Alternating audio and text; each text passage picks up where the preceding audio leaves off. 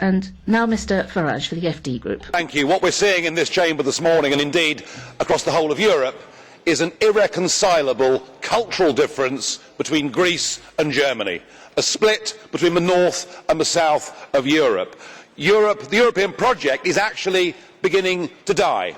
Nobody in this room will recognise that, but actually the peoples of Europe are saying we were never asked whether we wanted this. This has been foisted upon us. And we need to understand why EMU doesn't work. Those monsters, Kohl and Mitterrand, backed up with a clever but dangerous Delors, believed that if they put in place an economic and monetary union, then as night follows day, there would be political union, that there would be an acceptance of this project, that the north and south of Europe would converge, that we'd all start to love each other, that we'd all begin to feel a European identity, that we'd all begin to show allegiance to the flag and the anthem. Those of us, of course, that criticised this were told that we were extremists and we lacked vision. Well, one vision we didn't lack is we understood that the countries of Europe are different, and that if you try and force together different people or different economies without first seeking the consent of those people, it is unlikely to work. And the plan has failed. This isn't just Greece we're talking about today. The whole of the Mediterranean now finds itself in the wrong currency. And yet virtually nobody in the political arena has got the courage to stand up and say that. Indeed, I feel that the continent is now divided from north to south. There is a new Berlin Wall, and it's called the euro. And the old enmities have been resumed.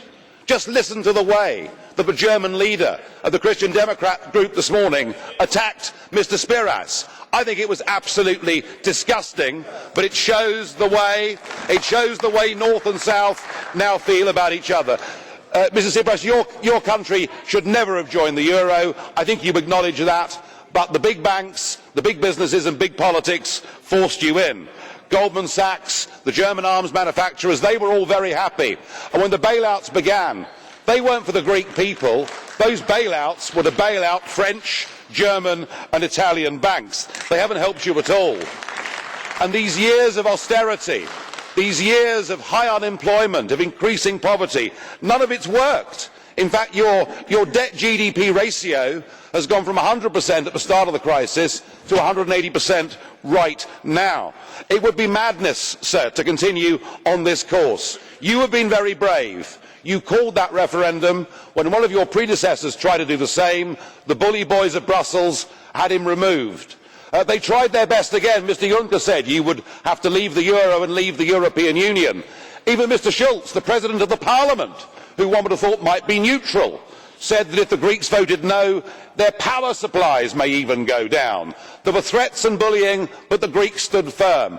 But, sir, you cannot have your cake and eat it. They will give you no more, these people. They can't afford to. If they give you more, they'll have to give other Eurozone members more. So your moment has come. And frankly, if you've got the courage, you should lead the Greek people out of the Eurozone with your head held high.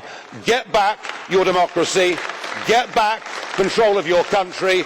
Give your people the leadership and the hope that they crave. Yes, it'll be tough for the first few months, but with a devalued currency and with friends of Greece all over the world, you will recover.